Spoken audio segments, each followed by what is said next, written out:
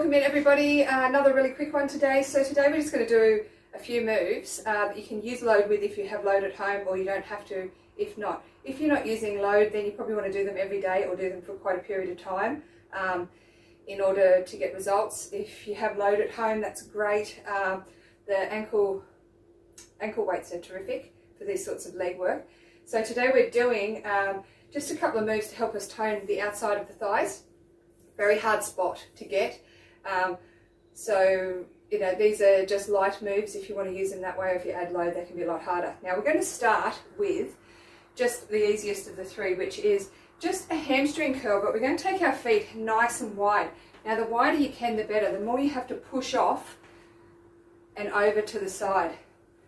Okay, now the easier part of this is the actual hamstring curl. What we're looking for is that push off from one side to the other, okay?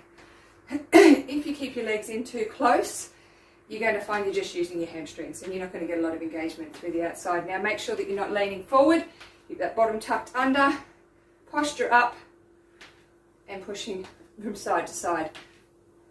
Now if you have weights on your legs, you're going to overload a lot quicker.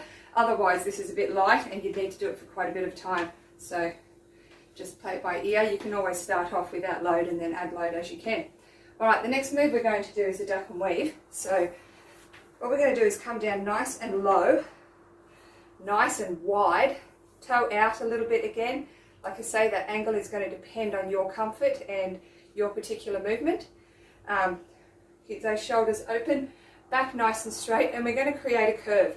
So we're going to come down and then up, down and then up. So you'll be inclined to want to just push from side to side, which is fine, but it's really just a bit of a side lunge. So we want to come down and push up, down and up. So you can see my body is going down and up and creating a curve.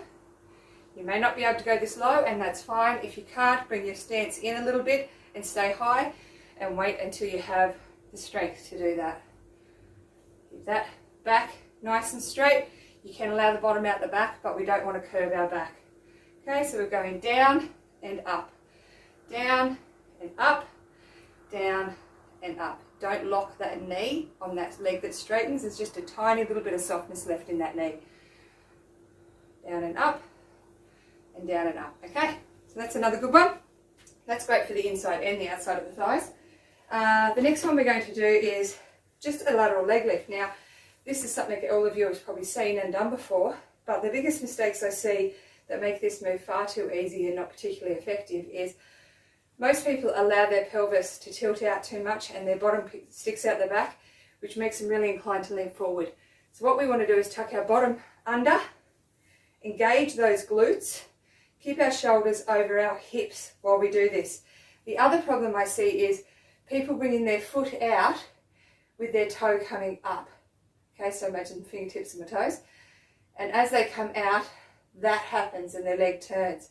What we want to do is keep the toe and the foot horizontal as we come out the side.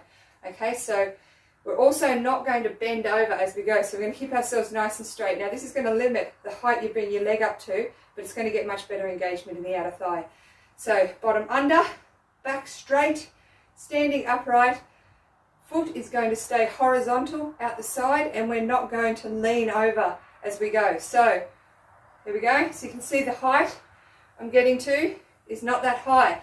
If I wanted to go higher, I can lean over, but I'm not going to. Stay upright. Keeping that foot horizontal, out the side, horizontal, bottom tucked under, body staying upright. So you can't see on that side because my camera angle is not that wide, but you can see on this side that I'm keeping my foot, if you have a look at my foot, keeping it horizontal and not allowing the toe to drift up to the ceiling. Okay. You're also getting a good little side crunch in there as you concentrate on not allowing your body to go over too far. Okay, good. So again, you can use leg weights with that one if you need to, but it's really great for the outer thigh. Like I say, concentrate on keeping that body upright, bottom tucked under, and your foot horizontal as it goes out to the side. So I hope you enjoyed that. It's a very difficult spot to get that outer thigh. So if you do that regularly, you will get some results. If you add some load, especially if you're not doing it daily, then you probably want to start adding some load once you've got your technique down right. And I hope you enjoyed that, and I will see you next time. So please like, share and subscribe, and I'll see you then.